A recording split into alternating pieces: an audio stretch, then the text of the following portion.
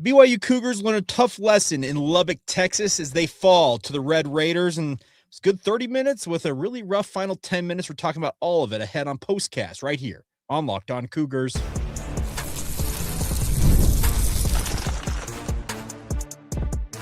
You are Locked On Cougars, your daily podcast on the BYU Cougars. Part of the Locked On Podcast Network, your team every day. What's up, everybody? Welcome into Locked On Cougars, your daily podcast focused on the BYU Cougars. I'm Jake Hatch, 14-year credentialed media member at BYU, resident expert and insiders, your host here on this show. And as always, thank you for making Locked On Cougars your first listen of the day. And thank you to all of you who make Locked On America's #1 sports podcast network.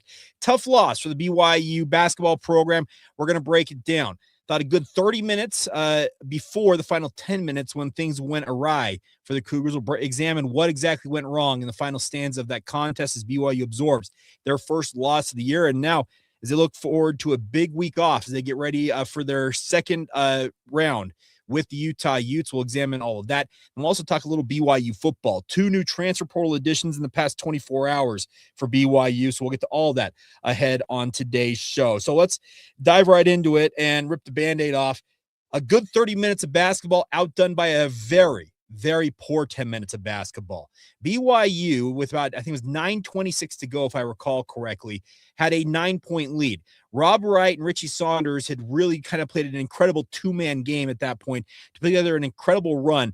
BYU takes a 9-point lead, and it felt like, okay, if they can come out of this timeout, there was immediate timeout, and if they come out of that timeout and they are able to land that proverbial knockout punch, maybe they're on their way to picking up their 14th straight win. Well, from that point on, the run, if you want me to total it up for you guys, 32-10. Essentially, the final 10 minutes for BYU, just 10 points. That's unacceptable. You can't do that. And poor shooting, poor possessions, turning the ball over. And also, you got to tip your cap to Texas Tech.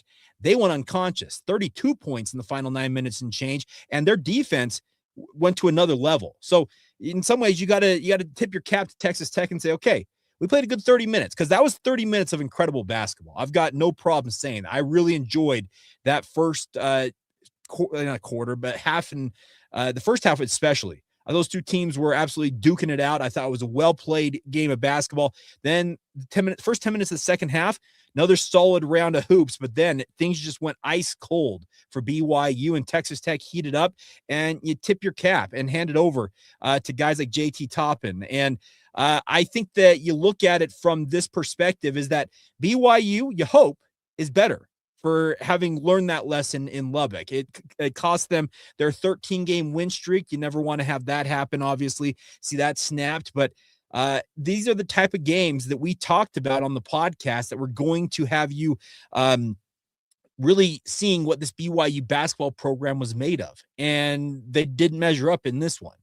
Hope is, and I heard it right before I went live, Richie Saunders joined Greg Wrubell and Mark Durant and essentially said, the hope is that this lesson we learned tonight won't show up 2 months from now. Obviously, that would be towards the tail end of the season as BYU gears up for March Madness, conference tournaments, and the like. So I do think that it's a wake-up call for BYU basketball. Are they as good as they maybe thought they were with that 13-game win streak? No. But are they as bad as they were in that final 10 minutes? Also no.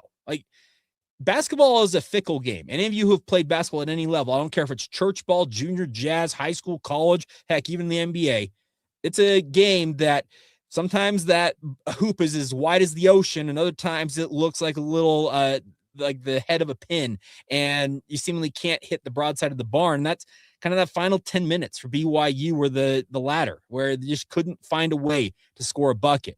You would have liked to have seen more from a guy like A.J. DeBonta, I think, down the stretch there. But credit to Texas Tech, they D'd him up. And that was a really, really good lesson, I think, for him to understand that this Big 12, man, it sounds like Mark Popelson, this Big 12, man, it's a league that is physical, it's rough and tumble, and they are going to make you work for it. And I expect that A.J., Richie, Rob Wright, etc., will all be better for this experience that they had in this game. The other thing I want to pass along before we get into some of your guys' comments is that you can't expect to go on the road and win a basketball game when your three-point shooting is a meager 23%, 5 for 22 from beyond the arc. I don't think this BYU basketball team, I'm not going to try and say that they're an elite three-point shooting team because they're not. They're just not a team that can shoot at a high level, at least at this juncture. And I think the history kind of tells us that that's just not who they are. But you can't be 5 of 22 from beyond the arc in a road game, the environment that you had down there in Texas Tech, and think you're going to grind out a result. BYU shot the ball pretty well outside of that, 27 to 64, 42.2%. But then that's an abysmal 22.7. And the other thing is down the stretch, I'm seeing this just on the stat tracker I've got pulled up here. Texas Tech went 7 for 7 down the stretch, making baskets. BYU 1 of 10. Kind of sums it up in this one. So it was a tough loss for BYU. You look at the rebounding numbers, 36 to 35 in favor of Texas Tech. You look at turnovers, 12 for BYU, 10 for Texas Tech. There's just not a lot of things that are like, okay, that's why they lost this game, outside of the fact that BYU was ice cold from three, whereas Texas Tech, maybe not the elite shooting percentage, but a full 15 points in terms of percentage better, 11 of 29. It's kind of where this game hinges. So history tells us that BYU has struggled to defend the three, and they have been unable to really shoot the three at a high level. And I don't know if that trend's going to reverse itself, but they've got to find one way or the other. Either you start shooting it better from three, to be able to mark and match up with teams of Texas Tech's ilk, or you have to find a way to defend the arc better and be able to hold on. And that'll be an interesting dynamic. I'm sure Kevin Young's going to examine it very, very closely. I'm sure that he will have plenty of thoughts as to what his team will need to work on. I guess in some ways, the good news is they've got a full week of preparation coming this week, as they have the midweek bye before they host Utah in the Marriott Center. And you're going to have to look at that Utah game as a get-right game, even though it's a rivalry game. When we saw what happened when they played in Salt Lake City just a week ago, crazy things happen in that game. But I think this is a great point by Mala right here. Peaking in January isn't most important. And you're right. You want to be peaking 2 months from now. That's what I think Richie Saunders' point was talking to BYU Radio, is that hopefully what we absorb today is going to pay off, 2 months from now when March Madness is coming, and BYU hopefully at that point is the best version of themselves. That's what you got to look for if you want to kind of look for the positives in this for the BYU basketball program. It was a tough game because 30 minutes. I thought it was a strong 30 minutes. But 30 minutes does not make a basketball game. You have to play the full 40 minutes. And that's where I kind of tip my cap to Texas Tech and say, JT Toppin, Christian Anderson, those guys, they own the moment. BYU did not. I'm talking across the board. So they will have to go back to the drawing board and figure out some way to be better, either from shooting beyond the arc, like I said, or defending that better, because I don't think BYU's bad inside the perimeter. They're actually shooting it very, very well. That's kind of where guys like Rob Wright and AJ DeBonsa make a lot of hay, is their mid-range game. But you have to be able to either to, I said, shoot the three at a higher clip or defend it. And we'll see what happens. So very interesting dynamic here. And the other thing is, I don't know if you guys saw Rob Wright's pinky. Whew, I don't know if they show that replay. It was sideways, essentially. They buddy taped it, and it was on his offhand, so obviously he was able to play with it. But we have a guy like AJ DeBonsa who took a hard fall on his shoulder against TCU. He's got his shoulder taped up. We also saw Abdullah Ahmed, or Bidu Ahmed. His shoulder's still bothering him because he's got that all taped up. Some dings and dents for this BYU basketball squad, and this will be a much-needed week of some R&R, but also Kevin Young's going to put them through their paces to make sure they can get things figured out here, because they have to.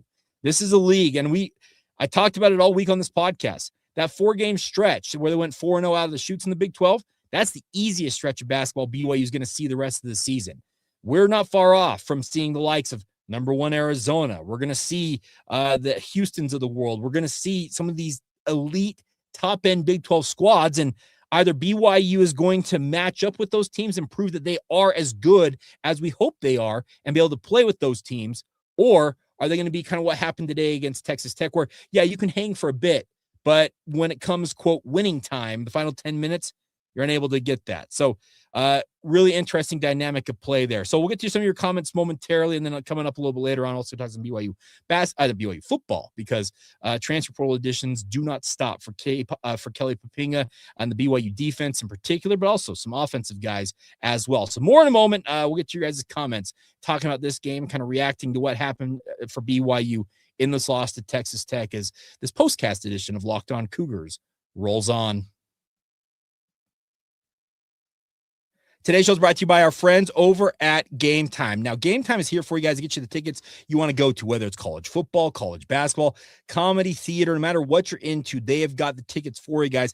They give the advantage back to the fans. You don't have to worry about long queues, logins, prices jumping at checkout. All of that is taken away. That's where Game Time gives you, I said, the fan, the advantage back. It makes sure you can get the best tickets and experiences in just a few taps. Best part is you can open the app right now. The app is incredibly easy to use. You can go from browsing to buying tickets in mere minutes. I've used it before myself. They also have zone deals. You pick the section, they pick the seats. You save even more money as well. And the best part is knowing that your prices include all fees right up front, makes the whole process stress-free. So take the guesswork out of buying your tickets and do it with our friends over at Game Time.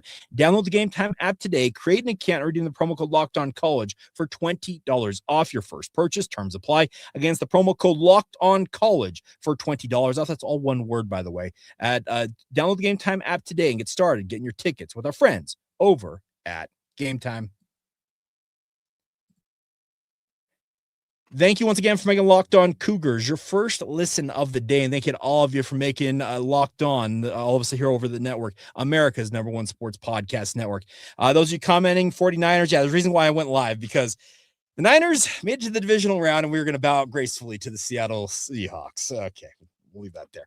But let's talk a little bit about what you guys want to talk. I'm going to scroll back up here and kind of go through some of these comments here. A lot of people saying at least we aren't Utah. Sure, Utah did win today, though. They beat TCU for their first Big 12 win.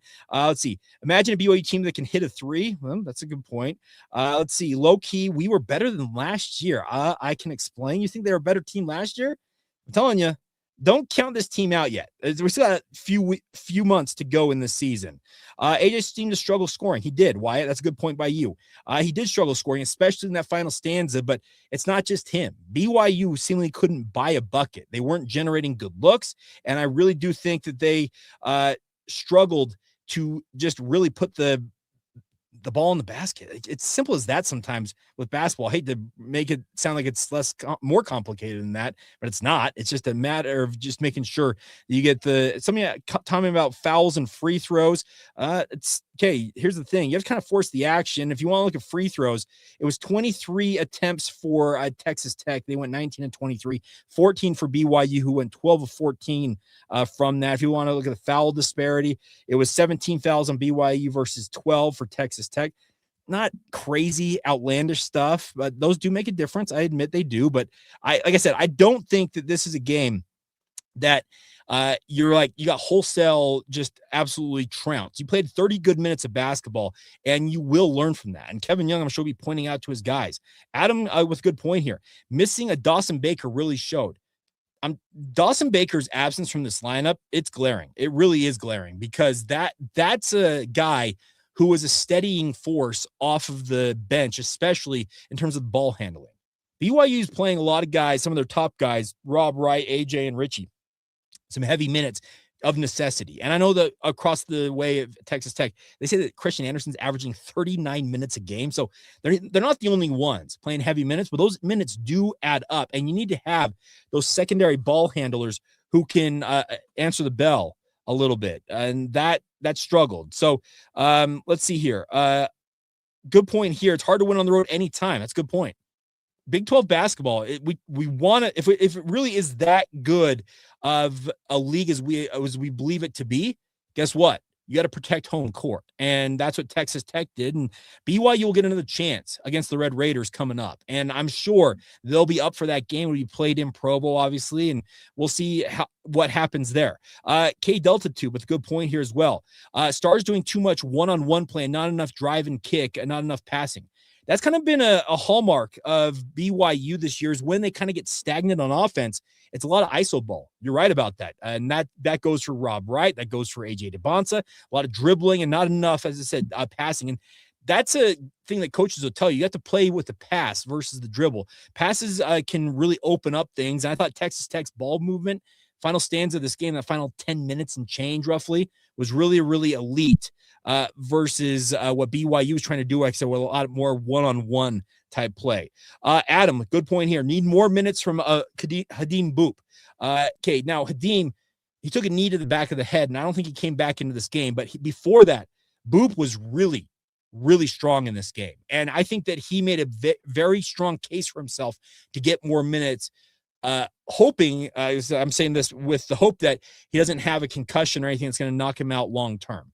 He did not look good when he went down. He played an incredible game up to that point, and that hit to the back of the head was not good. So I do think that you're going to see Boop start to earn more minutes. And I think that the role that he played in this game, where he's kind of more of a perimeter player versus playing that 5, that's going to help. And I think Mihailo Boskovic showing that he can hold down the fort at the 5 spot, that's a positive because that allows some more flexibility in that front court to allow Boop to play more on the perimeter, because I thought him on the perimeter, especially face guarding guys like Anderson, really were strong, were strong minutes that he gave, and not having him down the stretch, it did hurt BYU's chances in that game. Good question by Adam. Was AJ 100%? I don't know if he was. I'm sure that if you guys see a tweet or anything social media wise, let me know in the comments, because I'm not going to see it live here. But I do think that it is a game that you will learn from if you're BYU from this experience, because you're going to learn, okay, we played a good 3/4 of a basketball game, but you have to play the full run. And somebody also pointing out here, we got to start winning against Texas Tech. It's a good point. You do have to start winning. B of a D's 4-6-7. Yeah, it's been a tough run against Texas Tech for both football and basketball. And you'd like to see BYU break through, and they will get that chance in a few weeks' time when Tech does come to Provo, and we'll see what the response is. But I do think that these are games that BYU, they're not going to forget it. They're going to be like, all right, okay, you guys got round 1. We'll see you in round 2 in Provo and see what we can do in that one. So I think it was a solid showing for BYU, even though they learned a tough lesson down the stretch here. Need more 3 attempts to unclog the middle. It's not a bad idea.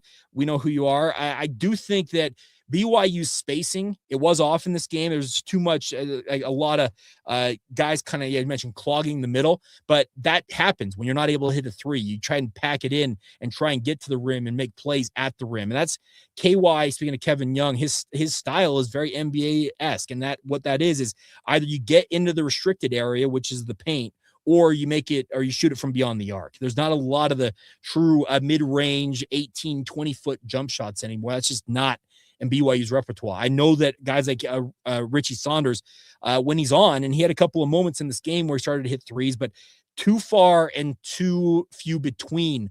I said 5 made 3-pointers.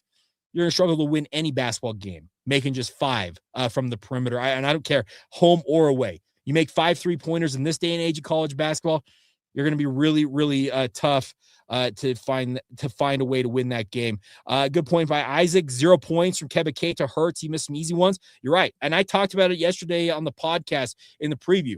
You need somebody besides the big 3 to add a 10 to 15-point outing, and BYU just didn't get that. And that hurt their chances, especially when you're starting lineup. Kebake, who has routinely been able to contribute some points, 0 points from him. Kennard Davis, just 5 points, 3 points from Mihailo Boskovic, 2 from Boop. That's not enough. 28, 13, and 18 from BYU's big 3. Okay, those are some decent numbers, but that's not enough. You need to have somebody else who can score in double digits consistently. And if you don't find that, yeah, I think it's going to be tough sledding for BYU basketball. All right, coming up next, though, we're going to talk some BYU football. 2 new additions via the transfer portal yesterday, formally announced by BYU, who are Roger Saliapaga and Javen Williams. Well, good question you asked.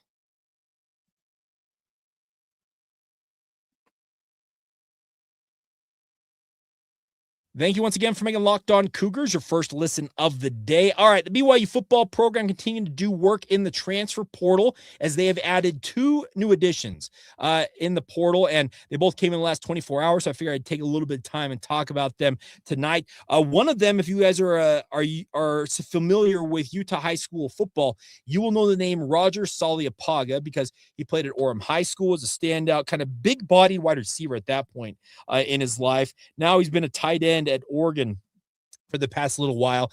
And I think that these, he, along with Javen Williams, who is also signed with the BYU football program, are guys that are going to fill maybe roles that you're not going to see them maybe playing super prominent roles with the BYU football program, but they're no less important. And what I mean by that is a guy like Roger Saliapaga, we'll start with him, is he's a former Orem Tiger, a 6'4", 245 pounds, and he plays tight end. Oh, wait, didn't BYU already add a tight end in the transfer portal? Yes, they did, and Walker Lyons. But the nice part is, Roger Saliapaga, he's looking for a bigger role for himself, and I think he envisions that with this BYU offense, allowing him to shine a little bit more. His stats for his time at Oregon are not elite. I think he played 20-some-odd games. He played 15 games this past year and has, I think, 3 catches for the year. So it's not a guy who's coming in that's going to immediately be like, okay, he's going to go for 50 receptions and 500 yards. That's just not his style right now, but as only a sophomore right now, he has the opportunity to come in, I think, earn a lot more of a role with this BYU offense. And I hope that a guy like Roger Saliapaga understands that he's coming in to provide depth immediately. If he ends up being the guy at tight end for BYU, great. That's awesome. That's always good to have guys who emerge out of the portal and end up being a force for you. But he's got familiarity with this program because his older brother Keanu was a standout offensive lineman for BYU. Maybe you recall Keanu playing in kind of the Zach Wilson era. I thought he was a very, very solid lineman. He's now, I think, a barber here locally in the state of Utah. So always good to see guys sticking around in the community. But Roger is a family-oriented guy, and I think when he decided to hit the portal, BYU was very high on his wish list in terms of places he was looking at in terms of, okay, where do I want to go play next? And coming home to Utah is a big opportunity for him to hopefully shine. And him and Walker Lyons could make for an incredible tandem, but don't expect guys like Noah Moiaki, et cetera, to say, hey, you guys take the reps. No, they're going to force these guys to earn it in spring ball. Now, flipping over for a moment, let's also examine Javen Williams, his addition. He's a cornerback coming to BYU by way of Mississippi State. Before his one season down in Stark Vegas, as I like to call it, Starkville, Mississippi, he actually played 3 years at Kennesaw State, jumped up and played a strong season, maybe not a standout season for Mississippi State this past year, but at 6'2", 185 pounds, that's a solid body to add to this corner room because BYU, I think, understands in this day and age of college football, especially the Power 4 level, you have to have long, rangy athletes. And it's not that BYU's lacking in the cornerback department. I think with the starting trio, at least in my mind, of Evan Johnson, Trey Alexander, and Jonathan Cabella, I think that you've got a great trio right there, but you need to have quality depth behind them. And that's what Javen Williams offers to the BYU football program. He doesn't have incredible stats coming over from Mississippi State, but he does have, if you guys recall, Mississippi State beat Arizona State this past season in an upset fashion. Well, he actually picked off Sam Leavitt in that game. So it's not that he's devoid of stats. It's a matter of, I think, that he's going to come to BYU, I think, expecting to push guys in front of him. And I think we have seen the Jaden Dunlaps, the Maury Bombas, et cetera, who come to BYU, maybe play a little bit of a backup role initially, but over time start to earn more and more reps on the field. That's the type of thing you're looking for from a guy like Javen Williams in his role coming to BYU. So I think that by and large, these two guys adding to the BYU football program are savvy pickups from Kalani Sitake and company, because kind of indicates that, once again, BYU's not taking a shotgun approach to the transfer portal, nor did they need to, because they have retained everybody that had eligibility remaining of essentially among their 2 deep. They have all brought them back, and they're now kind of supplementing that with some of these transfer portal additions. And that's what a guy, or the guys like Javen Williams and a Roger Saliapaga, offer to the BYU football program. And you would love for the fact that either one of these guys, once they show up in Provo, if they end up being stars in their own right, that's great. That means you added guys out of the portal that you didn't necessarily expect to come in and shine for your football program, but all they did was end up being guys that you can say, okay, that guy ended up being a very, very solid addition. And that's what you want out of the portal. It's very rare that you guys get guys out of the portal unless you're just absolutely lucky beyond the stars to find guys who are going to come in and be superstars out of the portal, because there's a reason why people hit the portal. It's playing time. B, it's money. C, they're just not fitting in wherever they're at. And then what the portal does is it allows you to kind of go out and kind of pick and choose different guys you think are going to supplement your roster. BYU had needs at cornerback. They had needs at tight end. And what Roger Saliapaga and Javen Williams do is they fill those needs up. And it also buys time for younger players on the roster to also continue to develop. It's going to be a little bit of a transition, obviously, defensively with Kelly Papinga taking over for Jay Hill, but that doesn't mean that you can't expect guys like Javen Williams not to come in and expect to earn a role. He's playing for a new position coach in DeMario Warren, and I think it shows some confidence that DeMario Warren was able to go to SEC country and get a guy out of there to come join the BYU football program. It's also cool to see BYU be able to go up to Oregon, to the likes of Oregon, who's a Big Ten power, and say, "Hey, Roger, I know you want a new opportunity. Well, come play for us in the Big 12." It shows that this BYU football program, it's got some juice when it comes to recruiting right now. There are guys who know what BYU's accomplished the past 2 years, going 23-4. They know that high-level football is being played in Provo, and it obviously gives you an opportunity to come and play for one of the Big 12's best.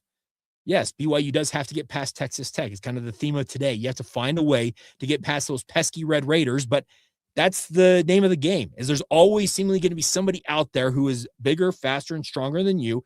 And can you find guys out there, whether it's via the high school ranks, junior college, in this case, the transfer portal, can you find those guys that come in and help you kind of get over the top?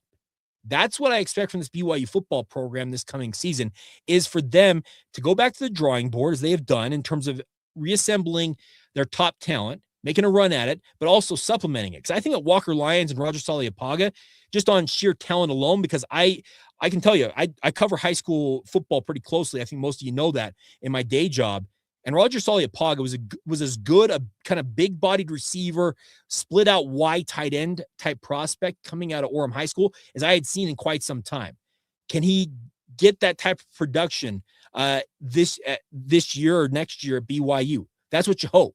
And in the case of a Javen Williams, can he come in and either unseat Trey Alexander or Evan Johnson, or based just on BYU's defense plays, be a very nice rotation piece and contribute to winning football on the defensive side of the football? That's what you're looking for. That's what you want out of the portal, is what you want is guys who come in and make a net positive impact on BYU. So we'll see what happens. I'm very curious to see how it all goes. And I do think that BYU, they've done a very, very good job about finding talent and mining it out of the portal, whereas it was a little slow out of the gate, because we all know BYU is not one of those teams that, like, day one in the portal window opening, they're like, hey, we signed X, Y, and Z players. That's just not their style. But there's still time for them to continue to find guys out there. I still think that they need to find another corner. In fact, I'm not the only one who thinks that.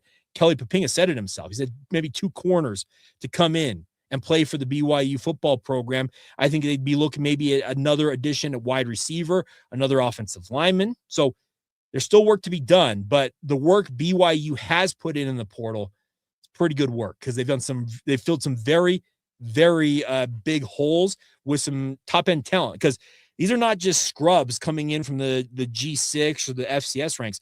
They're legit P4 guys. They're Power 4 conference players. They know what it takes to succeed at this level. And the hope is that they come to BYU and find the success that they're hoping to have. And obviously BYU benefits from that success as well. All right, that's going to do it.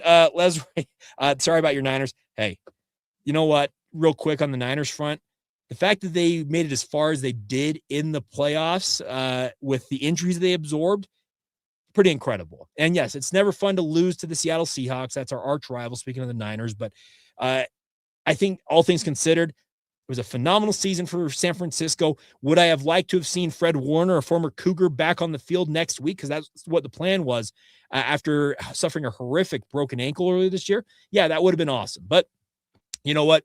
It's okay. The Niners, they exceeded my expectations, especially considering the injuries they absorbed. All right, that's going to do it. Hope you guys are all well on the Saturday night. We'll be back with you guys on Monday, bright and early, with another full edition of Locked On Cougars coming up next week. No midweek basketball. So what we're going to do is we're going to get to something I've been planning on doing. I was actually holding it for this week. Kind of a look back for the BYU football program at what each position group looked like in 2025 and now kind of looking ahead with 2026. We have a lot of portal additions, and there will still inevitably be some that come in, but we'll start to really kind of dig into, okay, how did things look coming out of 2025, kind of little projection ahead to spring ball and the upcoming season as well. We'll do a lot of football coverage for you guys. We'll have some other stuff worked in as well as you get ready for BYU and Utah back on the court next Saturday afternoon. And I will tease this ahead. Next Saturday night, any of you who are going to the Marriott Center to watch BYU and Utah play, if you're looking for something to do after the game, because it's an afternoon tip, I think it's 3:30 Mountain Time. Drake Toll, host of Locked On Big 12, yours truly, host of Locked On Cougars, Jake Edmonds and Tosh McIntosh from Loyal Cougars, which is a part of Cougar Board. We're going to do a live show at the Chubbies in Orem. So it's right there next to the University Mall. So if you want to come out and enjoy a live taping, I guess you could call it that, of Locked On Cougars, Locked On Big 12, and a Loyal Cougars crossover, you can do just that. So we'll see how it all shakes out, but it should be a really, really fun evening. It'll be like 7 o'clock at the Chubbies in Orem, and very much looking forward to having some fun with you guys out there in Cougar Nation. It's always good when Drake's in town because he is coming into town for it. So hope you guys are all doing well out there. Thank you as always for your continued support of the podcast. Hope you guys have a fantastic rest of your Saturday evening, and we'll be back with you guys again soon. Make sure you're an everydayer, as we often say, right here on the Locked On Cougars podcast.